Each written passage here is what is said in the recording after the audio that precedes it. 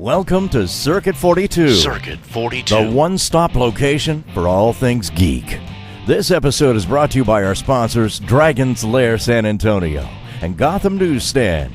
Sit back, relax, and most importantly, enjoy another episode of Circuit 42. Circuit 42.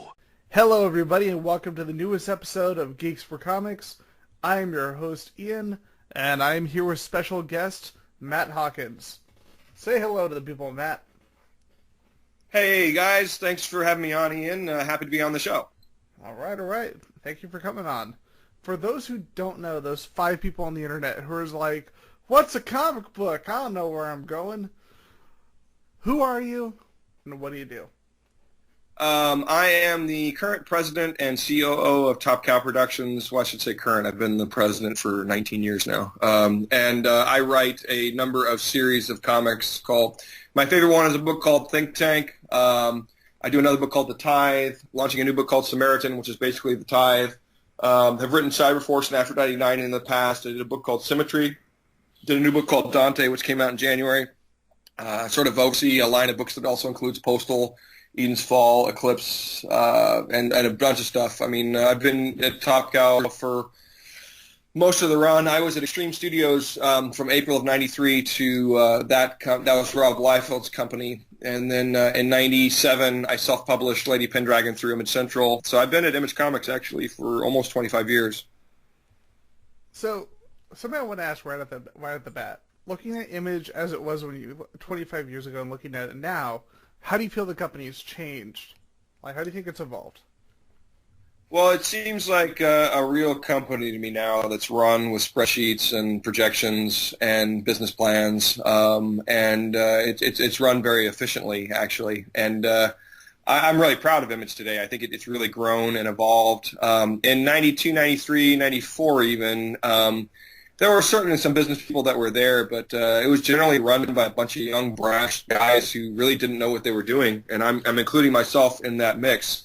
Because and the problem with early Image was it was very difficult to tell any of us what to do or how to fix things because we were all making so much money doing it. You know, for those of you who don't know, Image when it launched was a big deal, and books were selling millions of copies. So people that would go from working on a book at Marvel, making maybe $5,000 for doing that book, would then come into a book at Image and make $1 million for doing the same book, and that's a pretty profound jump in salary, So it's really kind of weird. There was sort of a weird mania hysteria back then about Image and the launch, and it sort of wrapped around those artists, and they made a profound impact on pop culture. And I was just a newbie at the time, and really enjoyed sort of being part of that. Now, to me, it's an incremental business. We focus on trying to grow things over a long period of time. We take risks on certain things, but for the most part,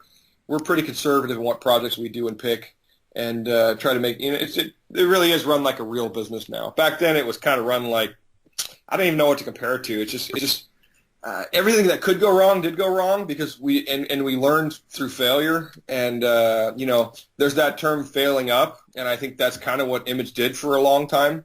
I mean, some of the companies folded, like Extreme, which I was part of, folded in 95, 96. And then Rob had his second company, Awesome Comics, which also folded a year later. I was part of that. And then after that, like I said, I was on my own through Image. So living through experience is quite entertaining. And as a guy who had a physics background, I have a physics degree, and then coming into comics, it was kind of a weird transition for me. So what was it like looking at these other companies that you've worked for, and like looking at what you're doing at Top Cow now? What do you think you kind of took from working with these other studios, working with Extreme, working with those, that kind of influenced you on what you're doing? Well, it's made me look. I understand now over the period of time, storytelling is paramount, but this is a visual medium, and I think the artists are really the important piece, at least for me, in the mix. And I know that now there are more new superstar writers than there seem to be superstar artists, but the superstars are rare anymore. There haven't been a lot of new ones in the last 5 to 10 years. I think maybe Tom King, and he wasn't a young guy. I mean, there's only a handful of new talents that seem to be breaking through to where they sell big numbers on their own.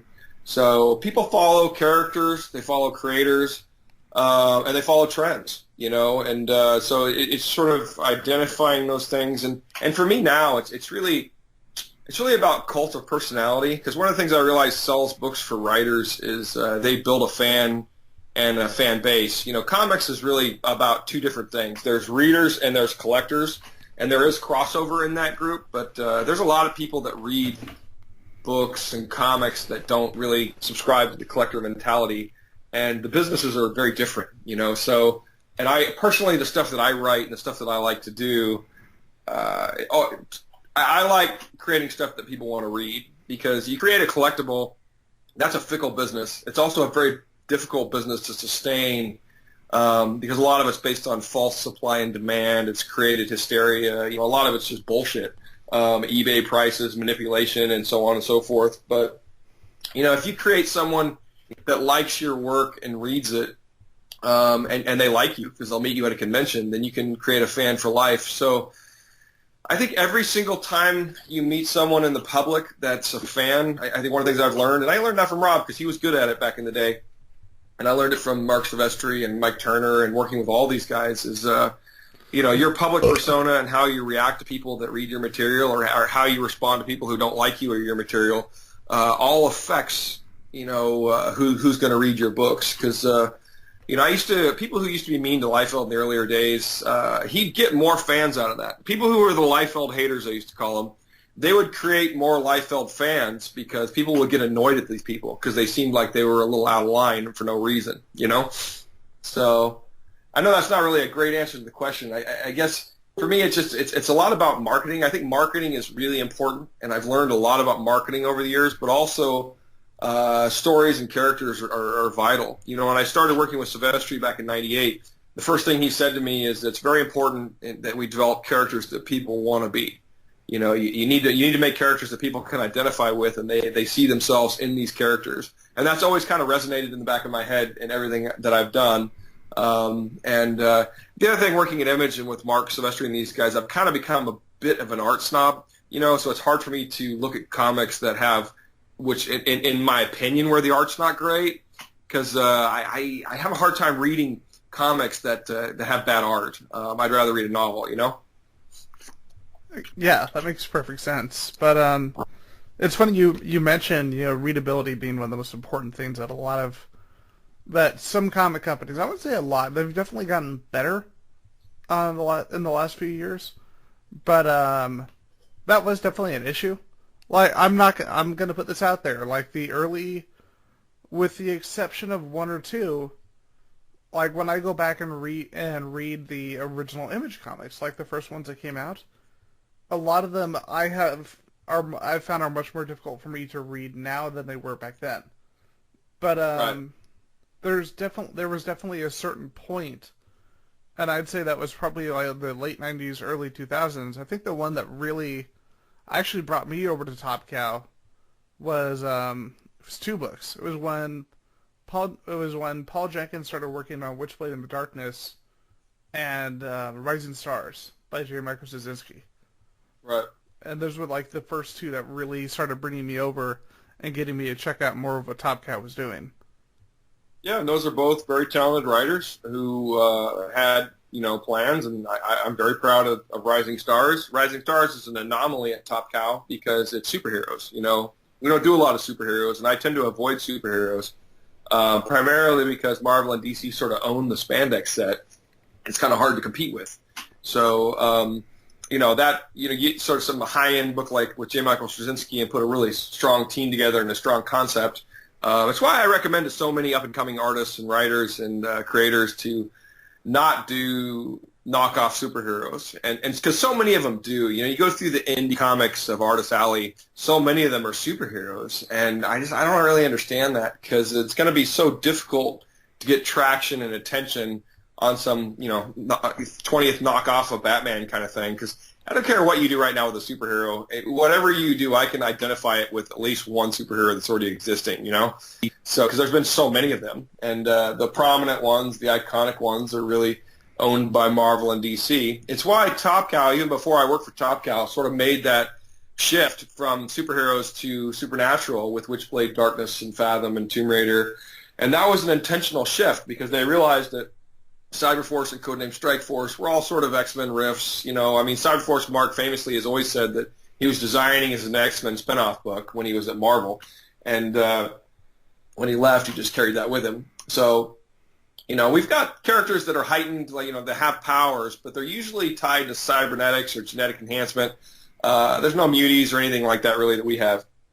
And some of the superhero origins I've always found so laughably ridiculous that it kind of amuses me, but whatever. You know, that's my science background, you know. Spider-Man's origin's a little absurd. I gotta say, you mentioned Cyberforce. I recently started reading the Rebirth. I tried to the first volume earlier this year. And the thing I really liked about it is that they went, like you said, they started to go further away from the superhero, and it reads more like a dystopian science fiction. Yeah, that was intentional. I mean, Cyberforce Rebirth and Aphrodite 9 Rebirth both were connected, and they led to a little crossover we did. And then there's a new series called Cyberforce Artifacts that ties all that stuff together as well and sort of explains that what we call the technological side of the Top Cow universe, because there's sort of the artifacts side, which is the supernatural side, and then there's the technological side, which is Cyberforce and Aphrodite 9. And Aphrodite 9 was, I wrote that book and did that one with Stefan Sejic, and really, really liked that book. So if you like Cyberforce Rebirth, I think you'd like Aphrodite 9 as well, because they're very integrally tied together. And when you read them, you can read them individually and enjoy them, but when you read them together, you can see that there's a much bigger story at play. Because Cyberforce tells the story of the leading up to the sort of apocalyptic event, which we call the Aphrodite Protocol. And Aphrodite deals with the aftermath of the event, and it's not quite as clean as that. So there's a lot of little twists and turns that people thought they'd guessed they hadn't quite got right. So it was a fun series to do. That's 3 years in my back view mirror at this point, so it's interesting to go back and think about it because I've been working on so many other things. But you know, and there's also Cyberforce Artifacts is a free webcomic. We did that for a year on Line Webtoons Portal, that Korean company that does webcomics. It's a free app called Line Webtoons, and there is Cyberforce on there. And we've been talking to them about putting up some Aphrodite 9 stuff too, but they haven't put it up. The Cyberforce is a book Brian Hill and I wrote together, and it's got a bunch of different artists, but it's 52 chapters of the storyline, and it's free. So with that, you mentioned that those are books that were about, you know, you go looking back 3 years down the line. What are the big books for you right now? What are the best books that you think you're putting through your company right now?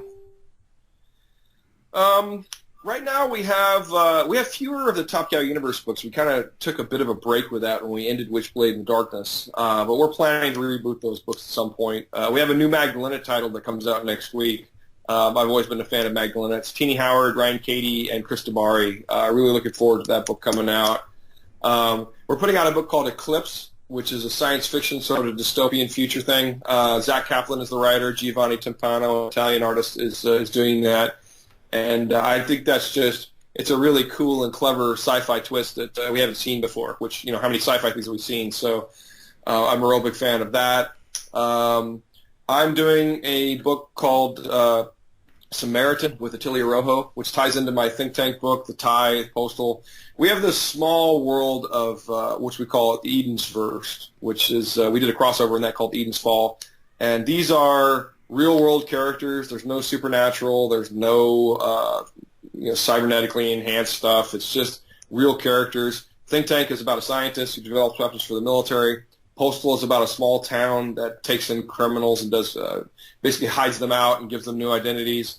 And The Tithe was a heist story that dealt with the FBI. And the stories are all connected. And Samaritan is a new series I'm doing that comes out in May.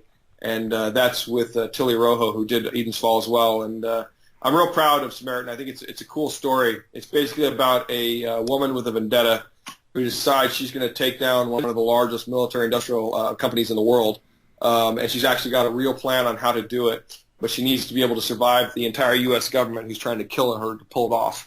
So it's kind of a bit of a Jason Bourne, Tom Clancy kind of thriller aspect to it, and the art that Rojo is doing is just spectacular. So I'm really looking forward to that book coming out in May, and my Think Tank book comes out. First issue came out last month. Second issue comes out in a couple weeks. I do that one with Ruslan Eckerdal. That's one of my perennial favorites, probably the favorite book that I work on personally. And then Postal, which we just sold to Hulu for TV, so we're hoping that'll be a TV series on Hulu next year, is also a really good one. The nice thing about the books we do now is I like all of them. We do 4 or 5 books a month, and I stand by them. I think they're all solid titles. They're good stuff. I like them. So, question for you regarding that. What is, obviously there's been kind of a transition, and we've gone from, the very sci-fi heavy, very futuristic, to kind of a more of a relatively down-to-earth, more real-world setting. What is it personally for you that made you want to kind of go in that direction for the company right now? Well, we sort of try to, I like 3 book lines, and so I shift things based on what I kind of see in the marketplace, and we try to counter-program in a way. There's so much superhero stuff with the movies and all the video games, and so much stuff going on with that we're trying to put out material that's different and kind of, complements it, but it's different enough to where people that feel like they're underserved. Our best, actually I didn't even mention, our best-selling title right now is a title called Sunstone, and it was originally a webcomic that Stephen Sedgwick was doing. And it's essentially, he was doing Witchblade and Aphrodite 9 with me, and he wanted to do something kind of a little whimsical and crazy, so he did this webcomic for a couple of years and built this insane following online that we ended up collecting the books and putting them out, and it's far and away our best-selling title. It's a slice-of-life erotic romantic comedy about 2 lesbians who find their way into S&M. And, it's interesting, but it's got a character, it's got a heart, and the primary readership for that is women, and they're really hardcore into it. And so we're developing other series that are similar to that to sort of complement that, to give them something else to buy, because we do a lot of conventions, and I have a lot of these women who read Sunstone will come up to me and say, oh, how much I love Sunstone. Do you have anything like that? And I look down, at Cyberforce and other stuff, and I'm like, we really don't. And I'll sometimes give them comics to try, but they're looking for something that's like this because that's what they like. So that's kind of what we do, and we tend to shift around. Right now we're making a concerted effort to get back into the Top Cow universe a little bit. So there's going to be a number of series that we'll be doing over the next year or two that will be more about those characters and the characters in the universe. And of course we'll see Witchblade and Darkness Return at some point. It depends on stories, ideas, opportunities, creator availability. There's a lot of macro level things that go into it. Sometimes series get greenlit because an artist is available and wants to work with someone, and then we'll try to figure out, what can they do, and that happens more often than not. And people pitch ideas, but we don't tend to pick up a lot of outside ideas. I think in the last 5 years, it's possible the only new series I've picked up from an outsider that just pitched me was Eclipse. I think that might be the only one.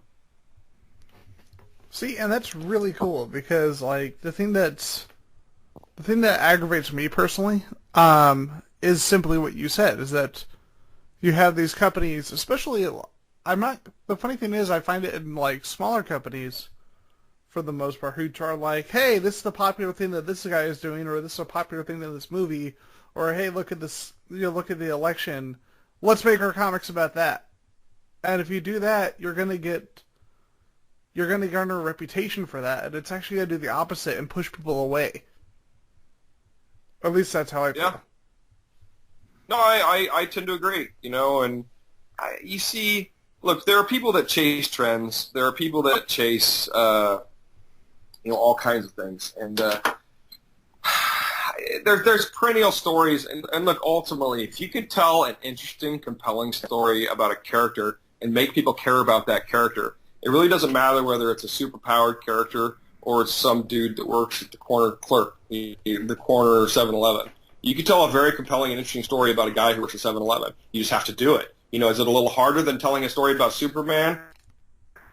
Yes, it is. But there are ways to do it, and filmmakers and TV people, and this has been happening for years. People talk about comics, and I've heard actually since I started in comics that comics were on their way out, and I don't think comics are ever on their way out.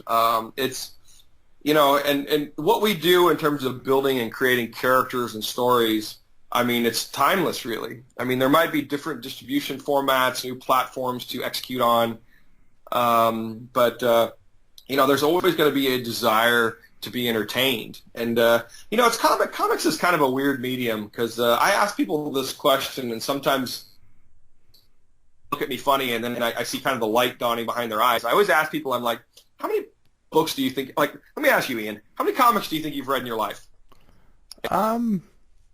Honestly, that's a tough question. Probably a couple thousand.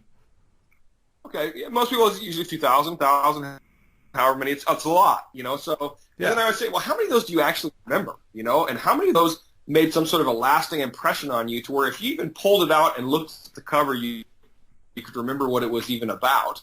And and there's going to be some, of course there's going to be some, but the vast majority of comic books are read in 5 minutes and never thought about again.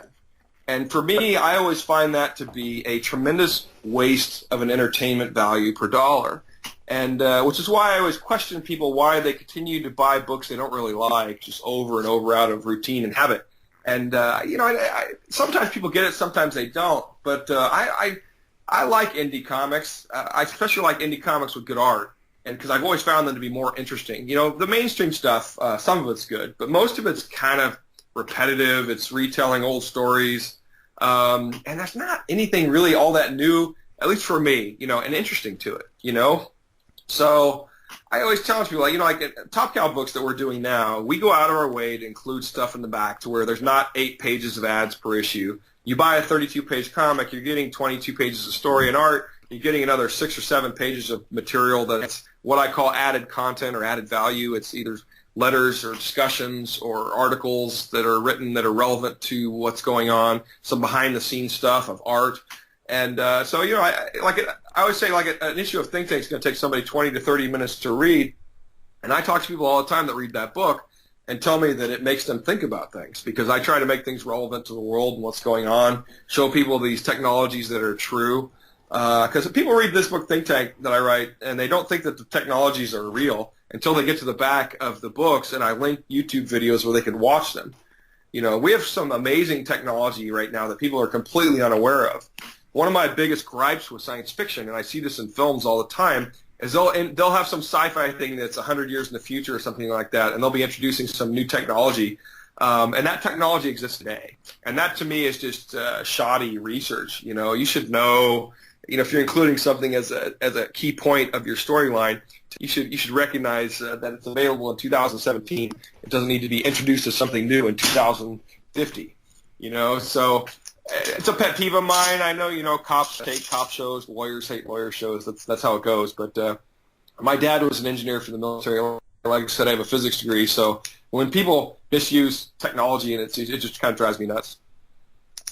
Well, one of the greatest examples of just really hardcore research and how it can make your book that much more authentic is the manga Gunsmith Cats. Because the creator of that because you can't really get guns you can't really get a lot of guns in Japan, and this was like pre-internet. So he went to Chicago, he went to different ranges, he got different guns, he drew them, he referenced them, he took photos of them, he went and got all these different cars. Like, he literally traveled across the world to make it his work as authentic as possible. And when you read Gunsmith Cats, it's like they are driving a real car, they are firing real weapons. Those are real buildings in Chicago, and this is all coming from a guy in Japan. In the late 80s, mid to late 80s, early 90s, and it shows how much more authentic and how much more can pull you in when someone puts that kind of effort in, as opposed to just coming up with a generic car or a generic pistol. Right. No, I personally like authenticity. I don't think you need it to have a good story. There are plenty of people who don't use it, but it makes things for me more interesting. You know, I like that, and I'm a fan of that. But I've certainly seen plenty of stuff that was inauthentic or even kind of absurd that was good as well. So I think you can do both. But for me, I land on the side of authenticity. It's also with Sunstone. You know, I talk about Sunstone as this. I call it 50 Shades of Gay. Cedric hates that, but it's because the people that are into S&M, they hate 50 Shades of Grey, but they love his Sunstone book. Yeah, and you know, they treat it with respect. You know, it's sex positive, and it's very authentic, and the people that are into that like that. So there's an audience for that if you can make it realistic and give it sort of that air of authenticity. So I'm with you on that.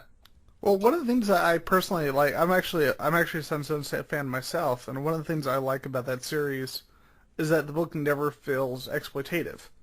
It's like these characters feel like real characters. It doesn't feel like you're watching a porn. And I think that is what definitely puts that book above other like erotic comic books. Yeah. And we're doing a book called Swing that Cedric's wife is doing. I'm actually writing it with my wife, and we're writing it to give it some it's the same thing. There are these. It's part of it with the swinging or with the S&M culture is a lot of mainstream people and religious people will look at S&M people and they try to shame them. And the people that are into this stuff, they don't feel like they should be shamed for it. And most of the material that's developed and put out for that is kind of shaming. It's exploitive, like you talked about. Yeah. So when something is put out, because like 50 Shades of Grey, I mean, the guy basically rapes the girl in the first movie. I never read the books; I just saw the movies. But you know, in S&M, they're not into that at all. You know, that's not what S&M is. So they sort of offended by the rapey nature of that and how that portrays their subculture that they live in. So when something like Cedric comes out with Sunstone and it's very, very supportive, kind of explains why people like it, he talks about it as being kind of sex nerds, you know, and stuff like that. I think people respond to that. And, you know, there's a couple S&M clubs here in L.A. I've been to one of them, just curious, kind of went and looked, and my wife and I were watching. And there were people that put on these elaborate shows with electricity and knives, and it's all very safe stuff, but it's like they like being watched, they like doing this thing, and they do it because they're into it. People build these elaborate contraptions to play with and stuff like that, and it's just, you know, everyone's got their thing, you know. And the reason why we picked Swinging is as a spinoff for Sunstone really is because when I started doing the research on sort of these sex subcultures, like I said, there's 2 S&M clubs here in LA. There's actually like 6 swinging clubs. And every city I've been to for a convention, I always go online and look, and there's multiple swinging clubs in just about every city in the nation. So swinging is actually a much bigger subculture than S&M.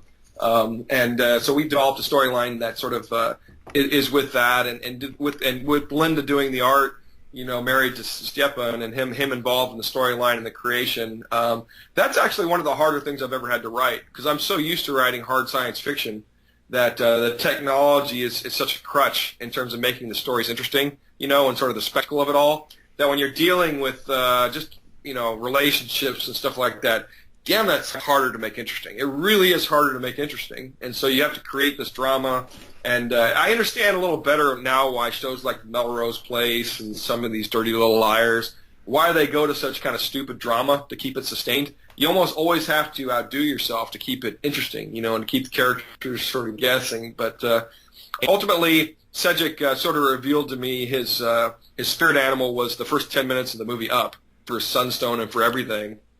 And because you watch that first 10 minutes of Up, you sort of really get the idea of this guy, his relationship with his wife, and how she dies. They end up barren, don't have a child. And I don't know if you have or haven't seen that movie. I have. It's a very, very emotional movie. Yeah, it's in the first 10 minutes, they give you a spectacular, quick, but you care about that character by the time it's over. You feel for that character, and that's so important for this sort of slice of life comedy or dramedy, whatever you want to call it. And so writing stuff like that is I got to tell you, it sort of changed my opinion on the people that write it and write it well, because I actually tend to think that they're probably some of the best writers around because, writing a scene at a family table that's interesting, compelling, and fun to watch is way more difficult than writing something, with Autobots fighting Decepticons. Because you can just watch the little crunch of metal and you're entertained, But how do you stay riveted on a kid spilling a milk at a table or something like that? You got to create a reason for it. You got to create some sort of attention. And it's interesting. I've learned a lot. I've been involved in comic storytelling now for, like I said, 25 years. But I feel like I've really learned more in the last 2 or 3 years than I ever knew. And that's why I always suggest to publishers, editors, people interested in this field, you should try to write, even if you suck at it. Because if you try to write, you have a better understanding of the creative process. And when I've written and when I'm writing, it always makes me more sympathetic to creators.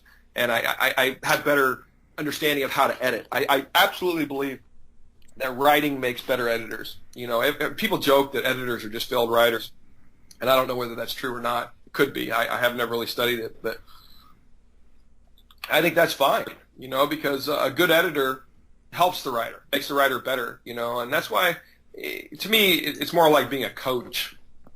My editorial process has always been about asking the person questions, because if I have a note that I want someone to address that I think would fix their story, I would rather them figure it out for themselves rather than me tell them. Because if I just tell someone to change something, they're gonna do it reluctantly, and they're gonna do it because I told them. But if I show them and they learn on their own how to fix it to make it better, then they'll embrace it and they'll feel like it was their idea, and that's the whole point, really. And it makes people, it empowers them, and they'll be more enthusiastic about it. And the working relationship and the stories are always better as a result. One thing I want to touch on in particular, you said you were talking about characterization and immediately being able to very efficiently make people care about characters through simple things. That's oddly enough what I found, because I've dabbled in some writing myself, and I've been talking to the writers too. That is the hardest thing to do, like from a writing perspective, because you can tell big, broad stories, but if you can't find a way to efficiently make people care about the characters going in, people aren't going to care. Yeah, they can't relate, and that's why I always tell people, what's your favorite film of all time? You think of that film, and what's the reason? For me, it'd be like Star Wars or Indiana Jones, or one of those, and part of that's my childhood, but those are all very identifiable, iconic characters, that I could identify with. I identified with Harrison Ford as Indiana Jones. I thought he was a cool character. I wanted to be him. He had all these crazy adventures and fun and got in all those crazy situations. And but you identify, and characters have little quirks. I think giving characters little quirks makes them interesting, giving them flaws. Indiana Jones was afraid of snakes. That's kind of an interesting quirk for someone who's a field archaeologist, because I'm sure you pounce around the jungle on a regular basis, you're going to see snakes all the time.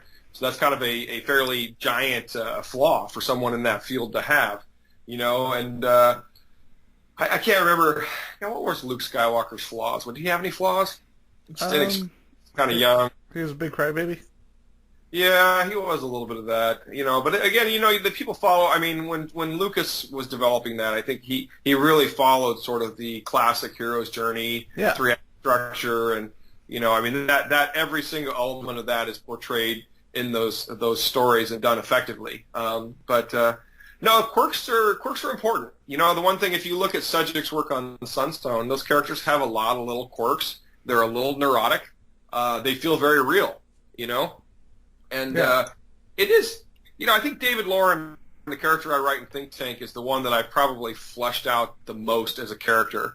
And when people come up and talk to me about that character, it's interesting, because sometimes the readers will talk to me as if he's a real person, and that's always kind of weird for me.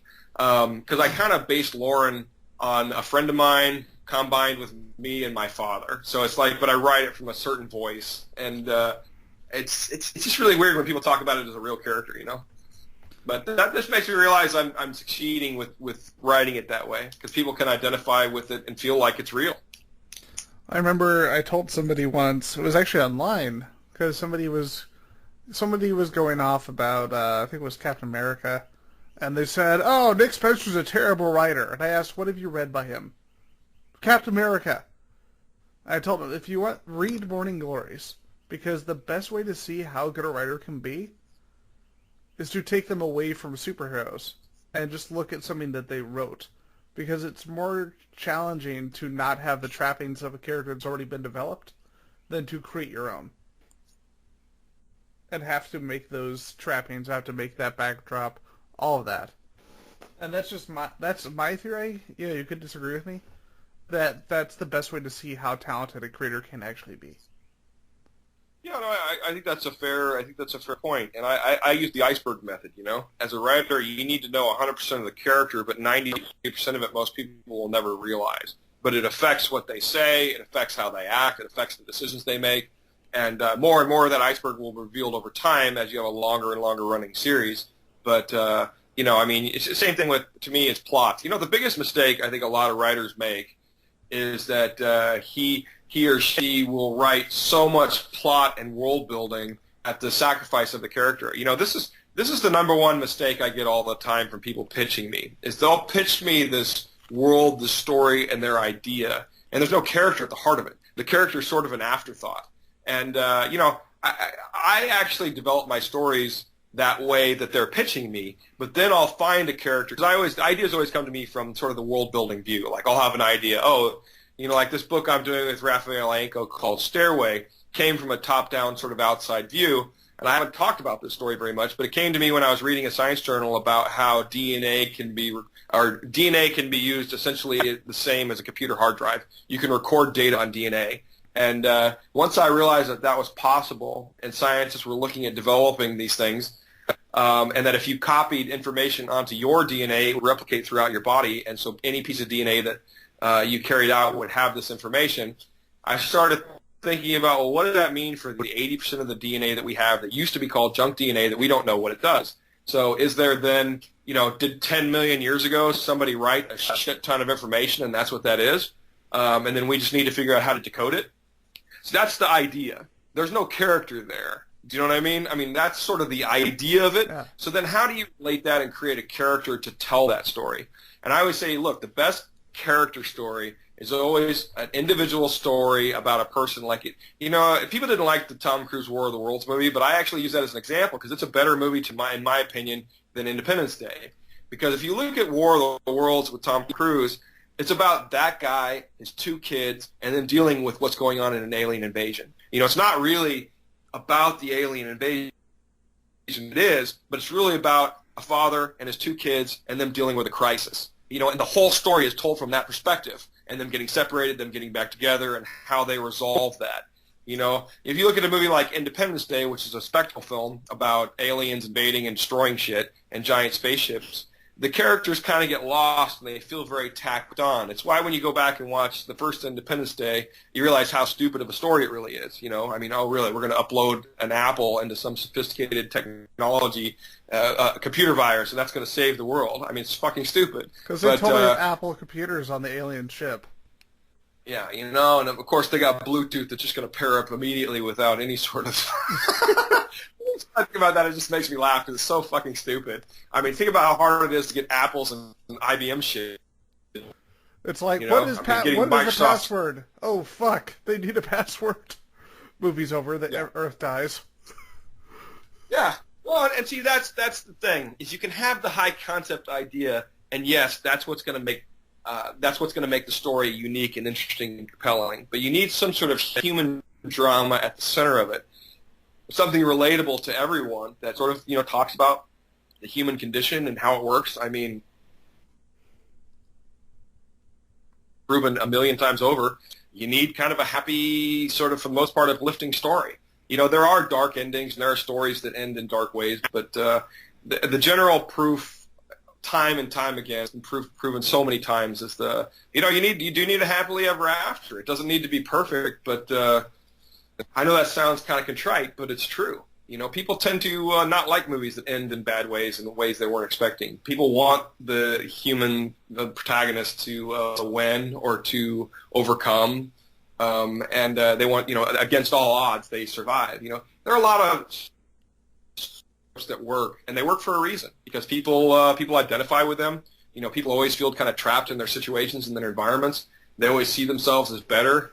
You ask any kid, about his ancestry, even if he does know, he's going to tell you he descends from some line of some ancient hero or kings or or whatever. No one's going to say that, I descend from a line of dirt farmers, and people have this sort of grandiose ideal about themselves and their own history, and you have to kind of address that. And I think storytelling is a way for all of us to address our fears, our desires, and just get lost for a bit in someone else's story. If you get a lot of misery in the world, and stories and entertainment allows you to take a step away from that. There are some that do it well, but you have to be extremely talented to do it. Perfect example is The Mist, which is probably one of my favorite horror films. And spoilers, you can't get more downbeat than that ending. Yeah, but it's Frank Darabont. Right. I hate that movie. I for that reason, because I'm a father. Do you have kids? I do not, no. Okay, I have 2 sons, and so I wouldn't shoot my kid in the head. I couldn't do it like that. I mean, it kind of bothers me that he did that. Especially it's such a deflating ending. But here, I remember the movie. You know how we talked about it a little bit earlier about everything's so forgettable? I've seen thousands of movies. 90% of them I don't remember. But I remember The Mist vividly. I remember the whole movie, and he was an artist, and I remember the whole thing. That was, who's that? The guy that was in Hung, played Punisher or whatever it was. Thomas Jane. Thomas Jane, yeah. So, no, I shouldn't say I hate the movie. I think it is a good movie. I hated that ending. Because I felt like it was such a dark sort of ending. It made it hard for me to watch. It was a movie that I could say I liked the movie, but I never want to see it again. I totally get that, because you see him being this really good father throughout the movie, and then it's like, where does that come from? Where does the person who's that good a father and clearly that passionate about their family become that? And I can totally see what you mean. I know that's part of the reason why a lot of people prefer the novel ending, where, we didn't really have an ending. They just drive off into the mist. It's better than having something like that. Well, and Darabont did Shawshank, right? Yeah. So that's one of my favorite movies. It's fun to discuss. I mean, Mist is a film I've discussed with multiple people. So it's, I haven't really talked about, I don't know, name any Jean-Claude Van Damme film with anyone ever, So it's, and The Mist is what, 20 years old now? I think it came out in 2011. Oh, was it that recent? Huh. I believe so. No, 2008, because I remember I met Thomas Jane at San Diego in 2007, and it's so funny. I don't know if you've met him, but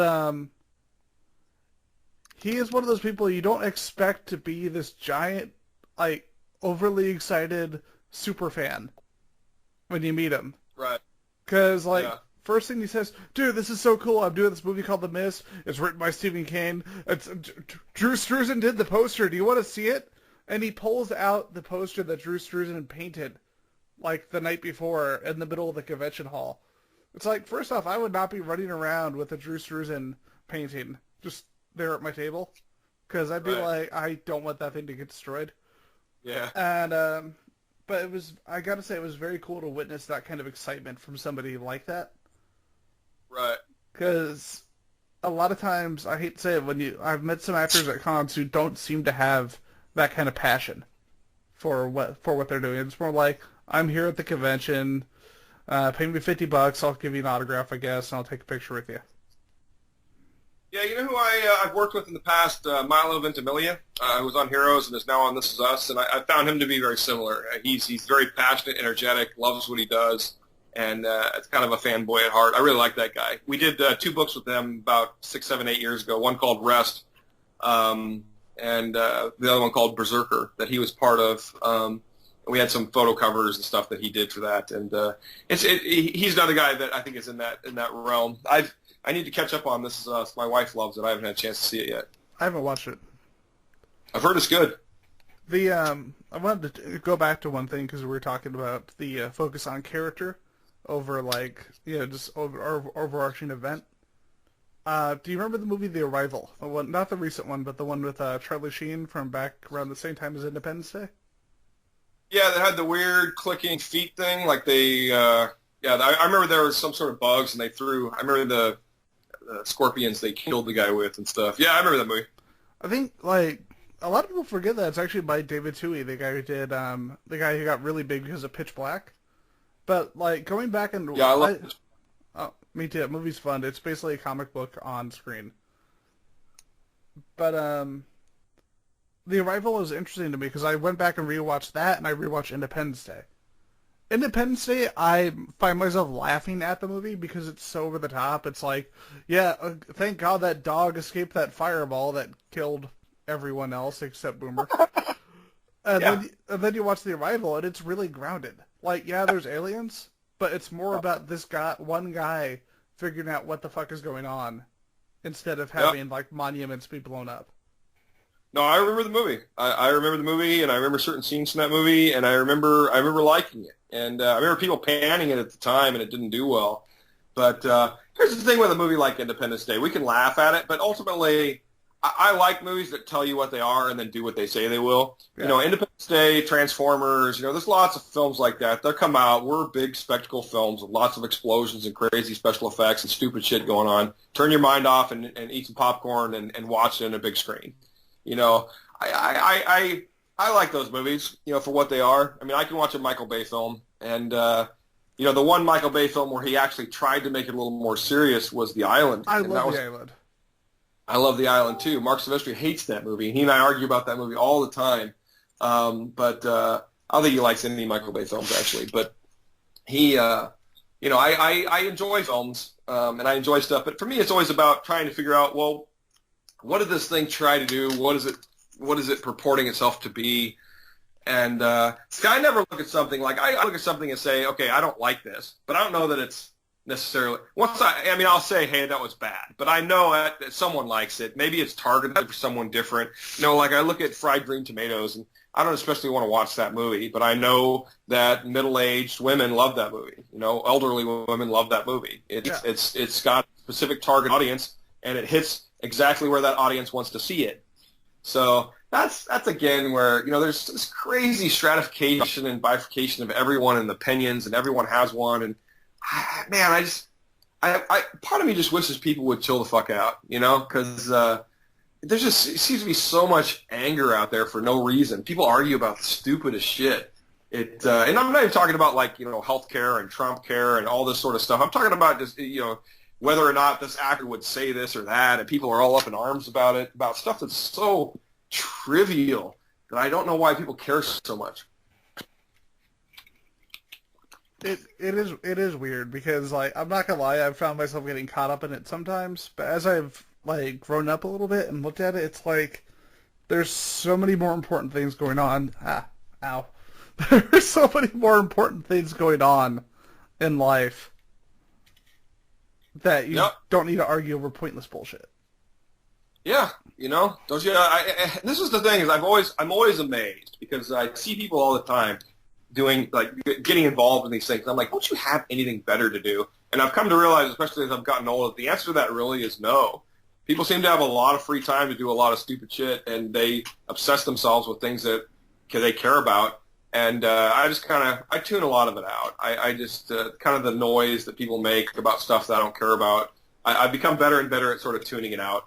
And I have my family and my friends and my job, and I like doing conventions, and I listen to people, and I talk to my fan base, and I'm very happy that I have a nice little contained career, and I'm able to sail into my elder years and keep doing what I'm doing. I'm pretty happy right now. So one last thing I want to touch on before we bring the show to a close. Kind of looking at where you are, kind of looking at what you do as both writer and president.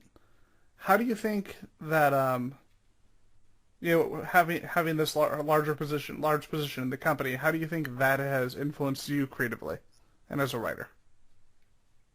Well, I think I'm a much more practical person. I'm not quite as precious with my storylines and my characters because I always, in the back of my mind, know more about the business side of publishing and what it takes.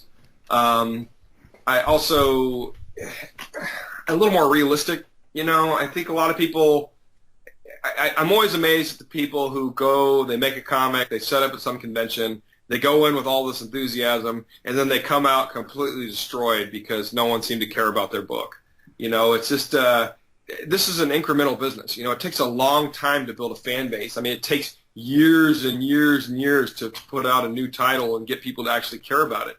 It's hard to break through all the noise of Marvel and DC events, all the licensed comics, the big Image comics, the new giant Dark Horse comics. I mean, there's so much noise in this industry that if you don't have a voice or an existing audience, it's a tremendously uphill climb. And so you just have to stick to it. You got to stick to your guns. You got to do it. It's a 5 to 10 year plan to do something. And that's where these people that come in and have these unrealistic expectations. So I think having the business background and being involved in publishing and seeing so many people come in and fail, and seeing so many people come in and succeed, and then people come in, succeed, get rest on their laurels, and then fail. There's so many examples of stuff that I've seen in the past. And every time we hire a new marketing person, they always come in and they have lots of ideas. And I love new ideas, but at the same time, there's a reason why certain things work certain ways. And when it comes to marketing and sales, if you're an indie comic creator, everything should factor as to whether or not it actually is going to sell you books. There was a guy who used to buy Wizard ads back in the day who was trying to launch this indie comic. And, you buy an ad in Wizard Magazine, it's like $10,000, I mean, and he bought like 4 months worth of ads, so dropped like $40,000 or whatever it was. And then was upset that, he didn't get heavy orders in the stores. And, he ran some ads, and so people looked at it and like, oh, I never heard of this guy before. I mean, that's basically what the ad said is, oh, I've never heard of this guy. Who the hell is this guy? And so it garnered some interest, but it didn't really work, There's really only one thing that I find that works to get people to try either creators that are unknown or a new comic, and that's some sort of sampling. It's why I really like things like Kickstarter. I love webcomics. It allows people to build an audience and find an audience by sampling and giving out free material. I'm a big believer in giving away free books, free first issues, and things like that to try to get people interested in it. I give away hundreds of thousands of comics a year, to try to entice people to read our books. And it's a hard game, I mean, this is not for the faint of heart.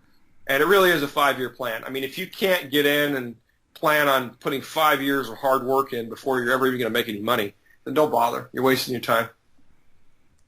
Exactly. I just wanted to say the biggest thing right now that I've seen is just drawing a lot of people who otherwise have not read, have either not read comics by a certain company or not even read them at all, are the dollar comics, because I see those sell so quickly, either older or newer books. And then that's really a huge part of creating a readership that's going to come back. That's why, in my opinion, the whole thing that you guys at Image do with the $10 volume ones is one of the smartest things you can do, especially with this being a really much more trade and bookstore heavy market than it was before. Yeah, you got to get people to try it. $10 on a trade seems like an impulse buy. $1 for a first issue of a comic is an impulse buy. You don't feel as heavily invested. Dropping $4 on something you don't know whether or not you're going to like it for most people is more than they're going to be willing to pay. And so there really are two. You need to give stuff away at user-friendly prices, at cheap. People that want to try things, they want value. They want a lot. They want value, and they want it cheap. So you have to give that to people to get them to try it. Once you have that person as a fan, like someone who reads my book Think Tank and they're a hardcore fan, I could sell that person a $50 hardcover. Can I sell a $50 hardcover to someone that's never read the book? No, I can't. They're not going to pay for it.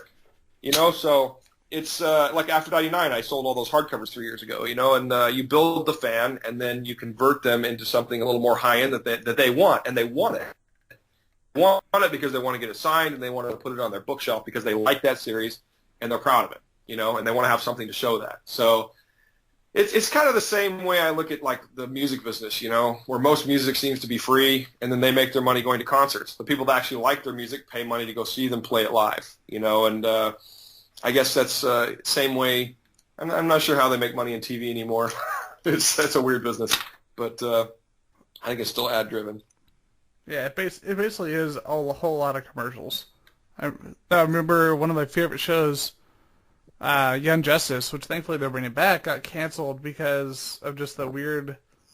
Well, it was just the the girls are watching. Girls in our teens and 20s are watching this more than anybody else. They don't buy toys. Let's cancel the show. It's like, I'm sorry, you go to any mall, and it seems like the biggest spenders of merchandise are women in their teens and early to mid 20s. Yeah, and they're the ones that read too. I mean, I have 2 sons, and I can't get them to read to save my life. It drives me insane, because I was a voracious reader as a kid, and my boys, they're not dumb, they're very smart, but they just don't like to read, And I see these girls and these teen girls, and they're the ones reading, and so I think the people that are creating content that is more universal in terms of terms, and what it's targeted for, like us with Sunstone and some of these other books, they really are targeting a female readership. There are men that read them, but they're targeting a female readership, and that's for a reason, And so I think you just have to sort of look at the markets and the industries and work with talent, and you live and you learn. I mean, I make mistakes every day and stuff that I do, but I always try to learn from them and try not to replicate those. Exactly. Before we bring the show to a close, where can people find you on this wonderful, wonderful world called the internet?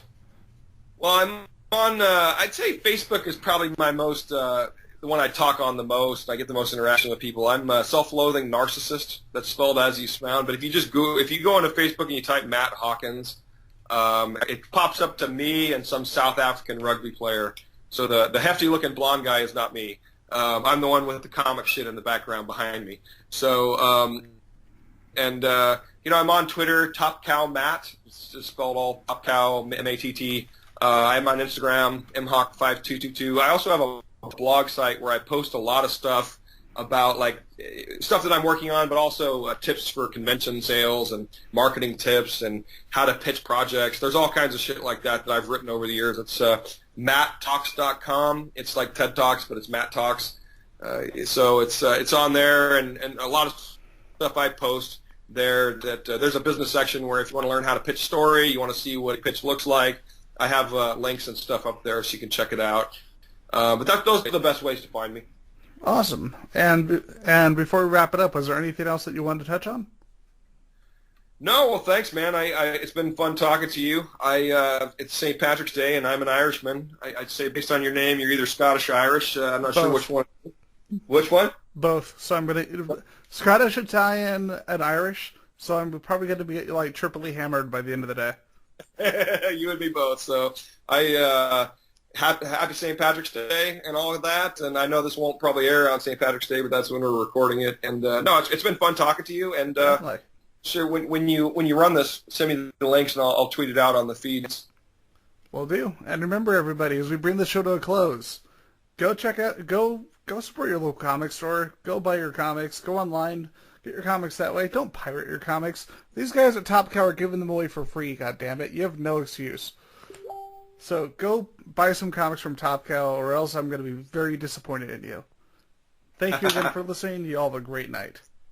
You've been listening to Circuit 42, brought to you by Dragon's Lair San Antonio and Gotham Newsstand. Join us for our next episode.